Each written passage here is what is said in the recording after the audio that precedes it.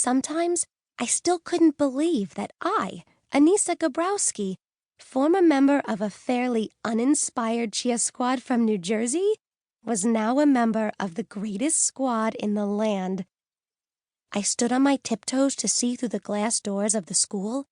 Sure enough, Casey Lawrence's blue Jeep Wrangler had just pulled into a space near the top of the parking lot. Together with the rest of the squad, I backed up under the light blue and yellow Pin 'em Crabs banner we had all worked on at Tara's house the night before. Suddenly, I felt someone's arms encircling my waist from behind.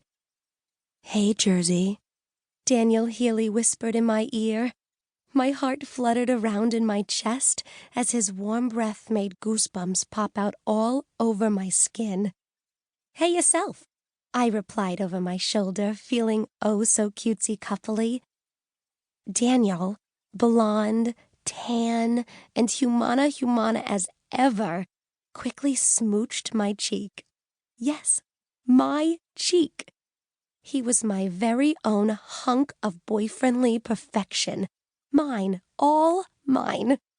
Daniel was my very first boyfriend, and even better, this was going to be my very first Christmas with a boyfriend.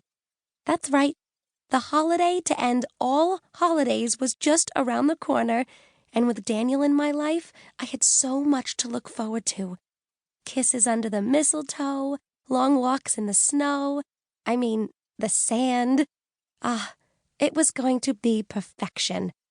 When I had moved to Florida from New Jersey a couple months back, I had thought my life was pretty much over.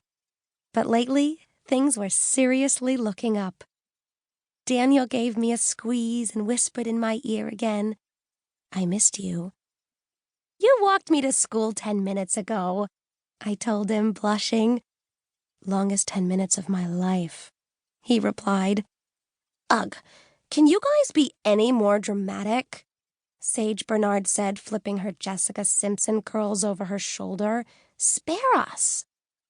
Sage shot us an irritated scowl, as she always did whenever Daniel touched, kissed, or even breathed the same air as me, then moved to the other end of the squad line. I didn't know what her problem was. She and Daniel had been broken up for a couple months now, and she already had a new boyfriend, his older brother Christopher. I know, ick. "So, how does it feel to be a civilian?" I asked Daniel. "And to not be wearing a tie?" he said with a grin. "Darn good." Daniel was not in a shirt and tie like the rest of the wrestling team because he had recently quit so he could concentrate on his music, guitar to be exact.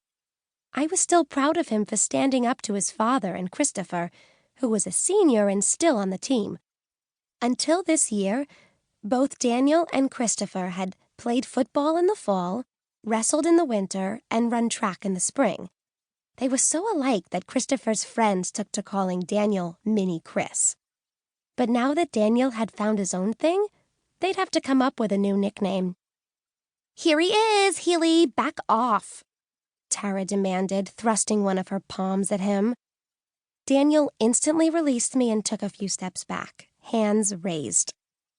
Moments later, the glass door swung open and Casey Lawrence, superstar of the SDH wrestling team, walked in.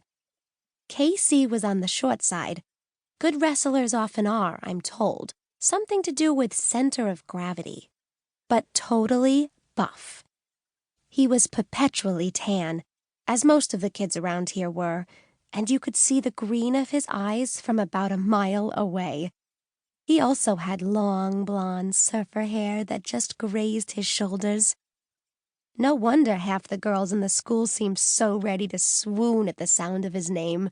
He was definitely drool-inspiring. "Let's hear it for Casey, Junior Olympic Champion!" Tara shouted. Casey stopped in his tracks, trapped in the metaphorical spotlight. He clutched the strap of his backpack and stared at us all, stunned. "Casey! Casey! Casey!" everyone chanted, clapping to the beat. Finally, Casey ducked his head, waved, blushed, and smiled. Then Tara beckoned him over. "Speech!" she shouted. "Everyone wants to hear how you're going to lead the wrestling team to states this year." Cheers everywhere. Casey looked like he'd rather do anything but address the crowd, and my heart went out to him. Some people were just not down with public speaking, myself not included, but I guess that's obvious or I wouldn't be a cheerleader, choir member, and spring musical hopeful. Still, it seemed like a better idea to do what the masses wanted than to contradict dozens of shouting teenagers hopped up on Starbucks and sugar cereal. Eventually, he walked forward and stood next to Tara. The crowd was rapt.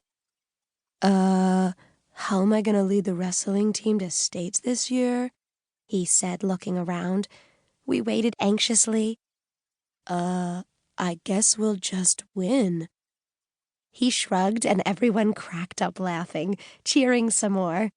His teammates loved it and clapped louder than anyone. The crowd started to disperse as the wrestling team practically carried Casey out of the room. Daniel went along with them, all caught up in the testosterone of the moment, I'm sure.